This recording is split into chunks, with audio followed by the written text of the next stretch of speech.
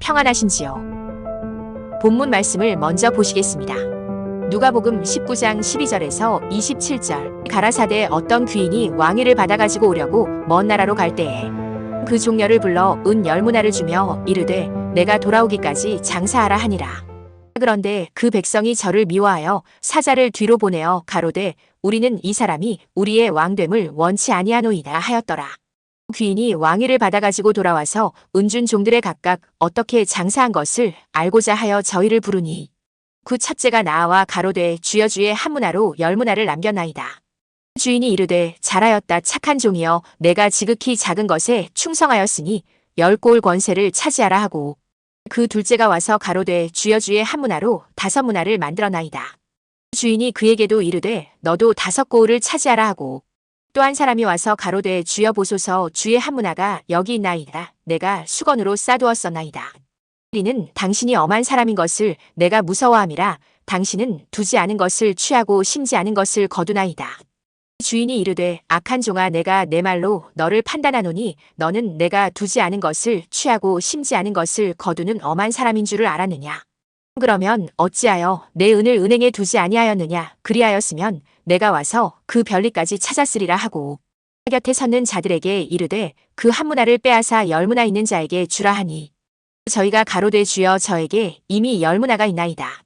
주인이 가로되 내가 너희에게 말하노니 무릇 있는 자는 받겠고 없는 자는 그 있는 것도 빼앗기리라. 그리고 나의 왕됨을 원치 아니하던 저 원수들을 이리로 끌어다가 내 앞에서 죽이라 하였느니라. 본문 말씀이 꽤 길지만 시사할 점들이 몇 가지 됩니다. 흔히들 이 10문화의 비유와 10달란트의 비유를 같은 비유로 해석하며 이것이 예수님께서 보내신 종들에 대한 결산으로 비유를 해석하는 경우가 많습니다. 물론 그 부분에 대해서는 저도 그렇게 해석하지만 이 10문화의 비유에서 다른 목사님들, 사역자분들이 해석하지 못한 것들에 대해서 말씀드리고자 합니다. 12절에 어떤 귀인이 왕위를 받아가지고 오려고 먼 나라로 갈 때에 라는 말씀이 있습니다. 이 말씀에서 귀인은 누구일까요? 그리고 먼 나라라는 것은 무엇을 의미할까요? 귀인은 예수님이죠. 이것은 누구나 다 알 수 있는 부분입니다.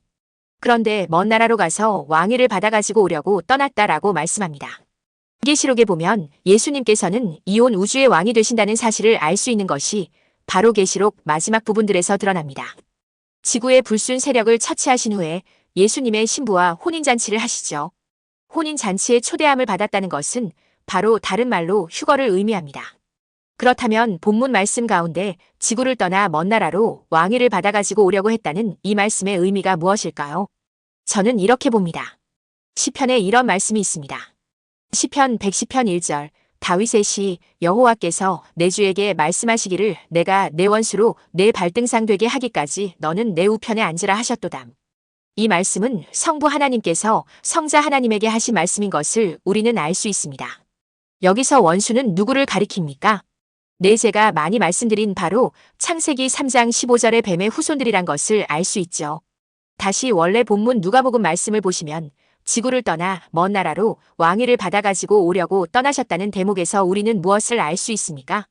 네, 여기에도 비밀이 들어 있습니다. 사탄 마귀는 하나님을 배반하고 많은 행성들을 속여 자기를 섬기도록 하였습니다. 그래서 계시록 12장에 아래와 같은 구절이 있는 것이죠. 계시록 12장 4절 그 꼬리가 하늘별 3분의 1을 끌어다가 땅에 던지더라. 용이 해산하려는 여자 앞에서 그가 해산하면 그 아이를 삼키고자 하더니 사탄은 자기를 따르는 타락한 행성들에게서 자기 하수인들을 뽑아 땅 곧 지구에 던졌습니다.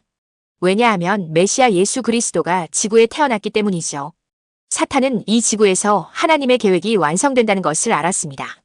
그래서 발에 불똥 떨어지듯 자기를 따르는 행성, 하늘 곧 우주의 별 3분의 1의 자기 하수인들을 지구에 파견한 것이죠. 그러나 그것이 오히려 사탄이 망조에 들어서는 길이 됨을 알지 못했던 것입니다. 사탄이 지구에서 온갖 거짓말과 속임수로 수작들을 부리는 동안 예수님께서는 사탄이 차지했던 행성들을 차례대로 방문하시면서 자신의 왕권을 회복하고 계셨던 것입니다. 이것이 귀인이 왕위를 받아가지고 오려고 먼 나라로 갈 때에 라는 부분에 숨겨진 의미입니다. 그리고 14절을 보시면 이러한 구문이 있죠. 그런데 그 백성이 저를 미워하여 사자를 뒤로 보내어 가로되 우리는 이 사람이 우리의 왕됨을 원치 아니하노이다 하였더라. 자, 여기서 이 백성이 누구입니까? 흔히들 그냥 예수님을 믿지 않는 사람들이라고 해석해버리고 마는 것입니다. 그런데 맞지 않는 말이 있습니다. 이 예수님을 믿지 않는 사람들이 사자를 뒤로 보내어 가로되 우리는 이 사람이 우리의 왕됨을 원치 아니하노이다 라고 했다고 나옵니다. 무슨 말입니까? 그렇다면 예수님을 믿지 않는 사람들이 성부 하나님께 그들의 전령을 보내어 예수님을 왕으로 삼지 말아 주십시오 라고 했습니까?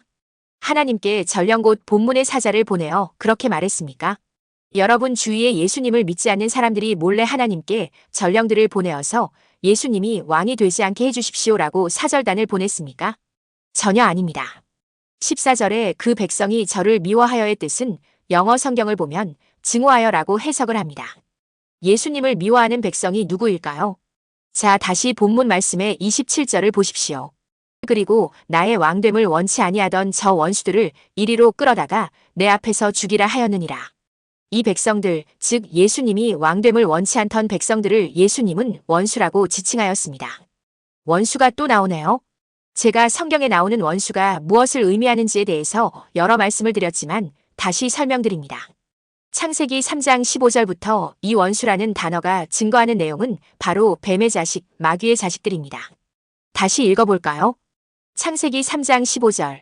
내가 너로 여자와 원수가 되게 하고 너의 후손도 여자의 후손과 원수가 되게 하리니 여자의 후손은 내 머리를 상하게 할 것이요 너는 그의 발꿈치를 상하게 할 것이니라 하시고 내가 너로 여자와 원수가 되게 하고 너의 후손도 여자의 후손과 원수가 되게 하리니 이 구절에서 여자의 후손은 바로 예수님이고 너의 후손들은 바로 뱀의 후손들을 이야기합니다. 즉 뱀의 후손들인 예수님 초림 당시의 종교 지도자들이 예수님을 모함하여 죽여 원수지간이 된 것입니다. 이것은 성경의 예언이 역시 적중한 부분이고 예수님께서 당시 종교 지도자들에게 뱀들아, 독사의 자식들아 이야기하신 것도 이를 증거합니다. 즉 당시 종교 지도자들은 창세기 3장 15절의 뱀의 후손들인 셈입니다. 또한 본문 말씀도 이런 예언과 성취의 배경하에 비유하여 말씀하신 것임을 여러분들은 아셔야 합니다. 성경에서 원수는 바로 예수님과 뱀의 족속들 사이의 관계를 나타내는데 사용되어 왔습니다. 즉 예수님을 증오해서 초림 시에 예수님의 육신을 죽이고 또 뒤로 사절단을 보내어 성부 하나님께 이 사람이 우리의 왕이 되는 것을 원치 않습니다. 라고 말한 자들이 바로 뱀의 자식들, 뱀의 후손들이라는 것을 우리가 알 수 있는 것입니다. 성부 하나님께 전령을 보내어 예수님을 거부한 자들이 그냥 예수님을 믿지 않는 불신자들이 아니란 것입니다. 이해가 가셨는지요? 즉 지금의 목사들, 사역자들이 말하는 예수님이 왕됨을 원치 않고 증오했던 자들이 그냥 예수님을 믿지 않는 자들이 아니라 바로 이 땅 가운데에 뿌려진 가라지들, 마귀의 자식들, 즉 뱀의 후손들이라는 것을 우리가 알 수 있는 것입니다. 이 뱀의 후손이 정확히 누구라는 것은 제가 다른 영상들과 블로그 글에서 많이 밝혀왔습니다.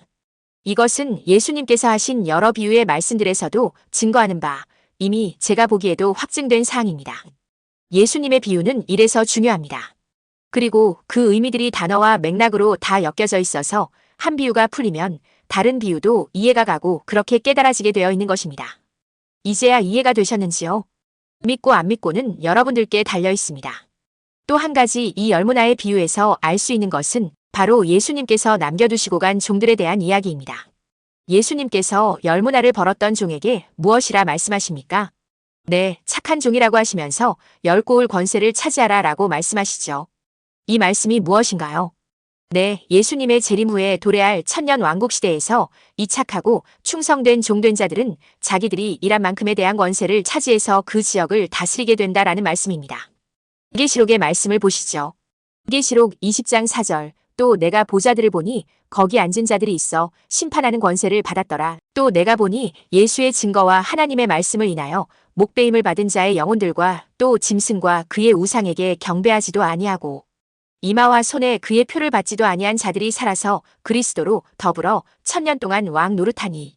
네, 예수님께 충성된 자들, 주의 종들이 예수 그리스도와 더불어 천년 동안 왕 노릇한다라고 적혀 있습니다.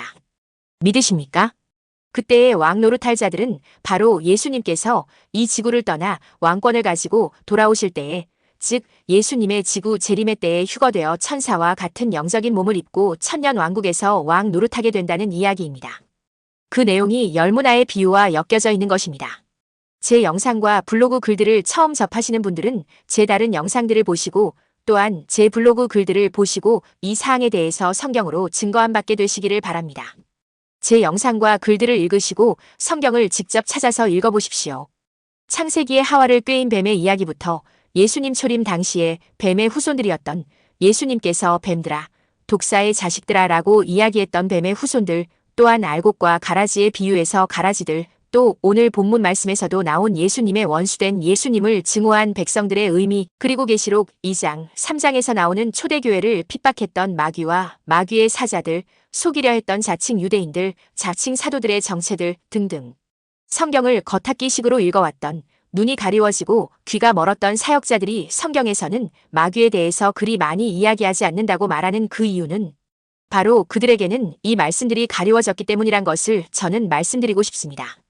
이 비밀들은 예수님께서 언제고 드러나게 될 것이라고까지 이야기하셨습니다. 그것이 바로 지금 여러분들이 보신 영상과 글이 될 것입니다. 시간을 들여 정해진 시간에 성경을 읽으시고 깨닫게 되시기를, 여러분들의 눈과 귀가 열리고 주님의 깨달음의 지혜가 여러분들과 함께 하게 되길 저는 늘 바라고 기도합니다. 영상 시청하시느라 수고하셨습니다. 제 채널 영상들을 통해 더 알기 원하시는 분들과 제 채널 영상들을 다른 더 많은 분들도 보고 깨닫게 되기 위해 여러분들께 부탁드릴 것은 구독과 좋아요, 알림 설정을 하는 것입니다. 오늘도 진리 가운데 자유케 되시는 여러분들 되시기 바랍니다.